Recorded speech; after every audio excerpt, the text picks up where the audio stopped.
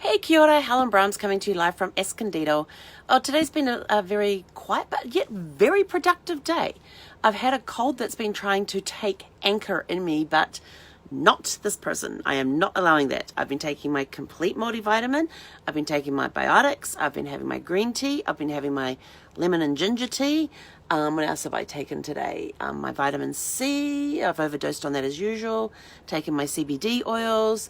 What else have I had that's in my little container? No, I think that's it. So I've been battering it down, and I thought, I'm just going to have a quiet day. I didn't go anywhere today. I just stayed here in Sparkles, but I had a very productive day. I've had the most productive day business-wise than I have since I started this new adventure. I got a note from Tourism New Zealand to say that my gold status as a 100% pure New Zealand specialist was about to expire, and I was like, no, it's not. So I got in there, got all the training done, so I am recertified as a 100% pure New Zealand specialist by Tourism New Zealand. It's been a long day of training, hence the bags under the eyes.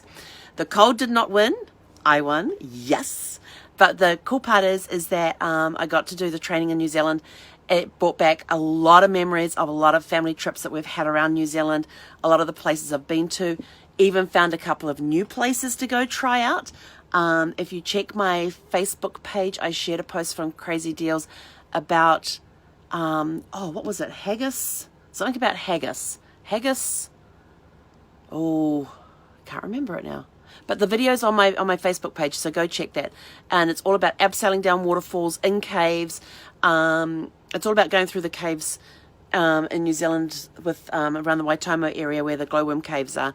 But this is about abseiling down into the caves and abseiling down waterfalls in the caves and what do they call it, crab crawling or something through caves.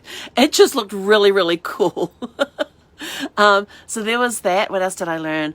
I know there's a lot of stuff to do in Queenstown, and they had a list, and I was reading through that list going, yeah, that's not even half of what's available as far as adrenaline junkies go. Let's see, what else did I do?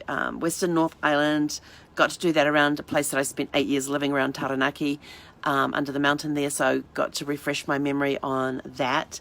Found out in Wanaka they have a... I know they've got the Wings and Wheels, which is at the Wanaka Airport, where they do Warbirds over Wanaka every other year over Easter on even years. So 2020 is going to be in Wanaka, Warbirds over Wanaka, and they do a phenomenal show. It is absolutely amazing. If you ever want to go to a really, really good air show with Warbirds, that is the place to do it. It's Warbirds over Wanaka in Wanaka, New Zealand. It'll be Easter 2020 will be the next time they're doing it, because it is it's an even year, and it's just an amazing show. But they have another museum there in Wanaka, which I can't remember what the first part was, but it had toys, so it was all cars and toys, I think it was, or planes and toys, something like that. I can't remember what it was called, and I just learnt that. But I thought, I haven't been to that. I got to go check that one out. So even though going through this list and it brings back a lot of memories and stuff, it's also given me a list of stuff that I haven't tried before, or stuff that I've heard of but not tried, or heard of and not seen. So my to-do list in New Zealand is kind of growing a little bit, which is really, really cool. Wish I could remember what that haggis thing was. You just have to go to my Facebook page and find it. So I'm super excited to be recertified as a gold level, which is their highest level, 100% pure New Zealand specialist by Tourism New Zealand. So it's a lot of training going through there. Plus I have to go visit the country. Well, I think I did that. And you got to visit within a certain amount of time. So that's all been submitted. I have to attend their online webinars or their in-person training sessions. Got that out of the way today as well.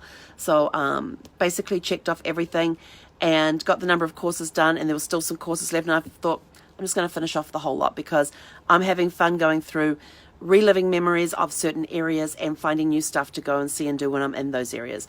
So if you are looking for a trip to New Zealand, well, when you are ready to go to New Zealand, let's put it that way, when you're ready to go, which is now, give me a call, private message me, and let's get you set up to do a one-on-one appointment to do your personal customized trip to New Zealand.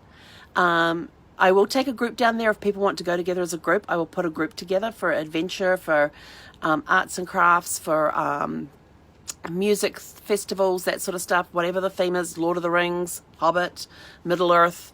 In fact, in my Crazy Deals thing, we did a phenomenal trip for Middle Earth the other day. We did it's an amazing deal for Middle Earth, and I don't have it up on my computer right now, so I can't even remember it all. But I know that Hobbiton's included in there, Weta Workshops is included in there, the tour of that, the Windows into Workshops, which is an amazing behind-the-scenes tour at Weta Workshops.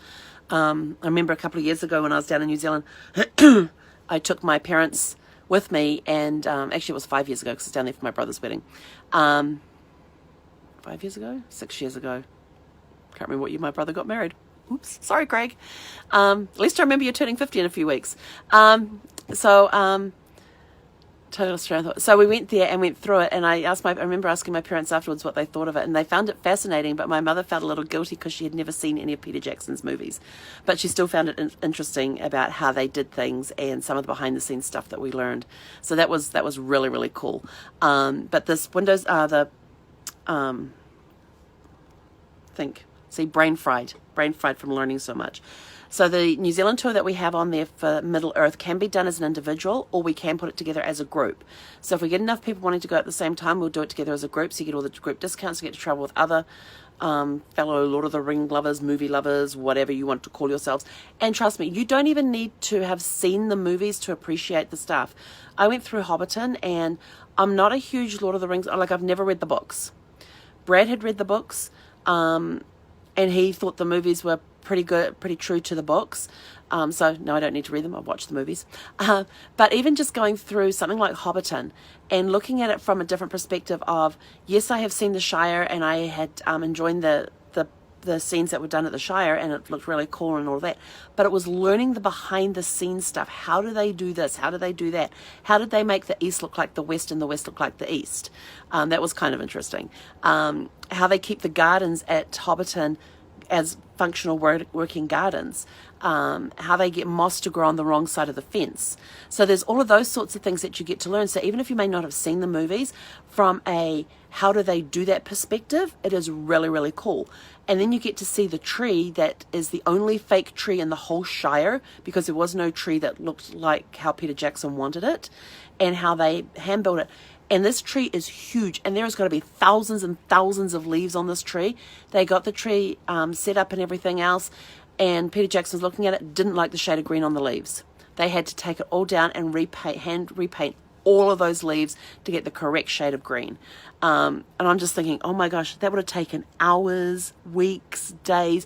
I can't even remember how long they said it took them to make this tree, but that was phenomenal. Going into Windows and Workshop and seeing some of the behind the scenes of some of the other movies that Peter Jackson's been involved with, some of the special effects that they did there. How you take, for example, it was a sci-fi movie that had like some sort of laser gun thing that they have in sci-fi movies, and looking from brand new to looking old and beaten up and all of that. We actually had one of the painters was taking us on the tour through Windows and Workshop, and he was showing us the different stages that the laser gun had gone through to look distressed, to look worn, to look old, and all of that. And he explained some of the techniques that he used to make these guns look as ancient as they did, and that sort of thing.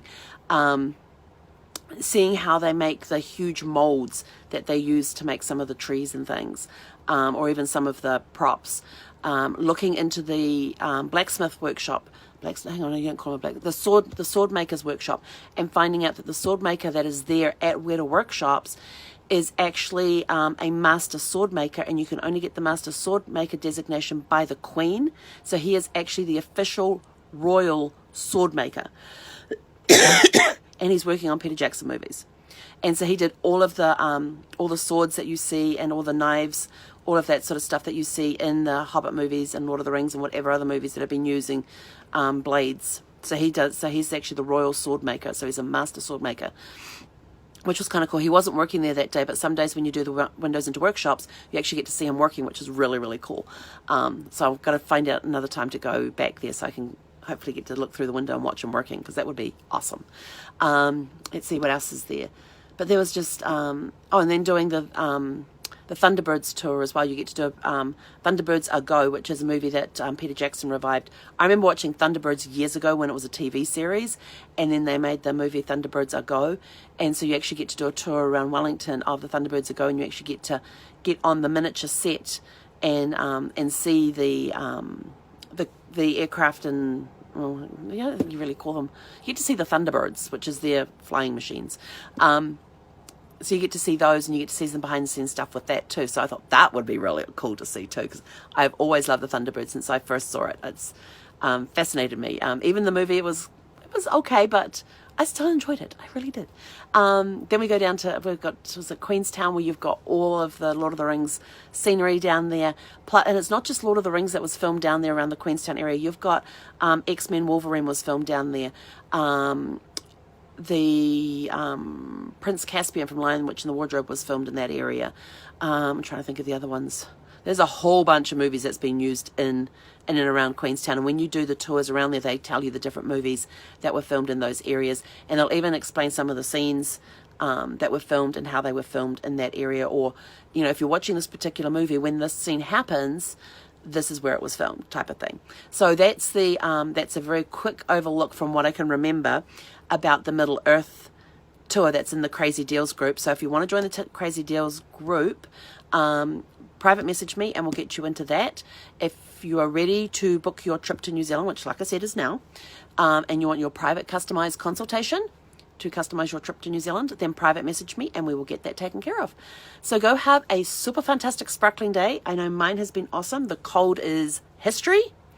And I am super excited to be a gold 100% New Zealand specialist, gold level for Tourism New Zealand. So that's my news for today. Have a super fantastic sparkling evening.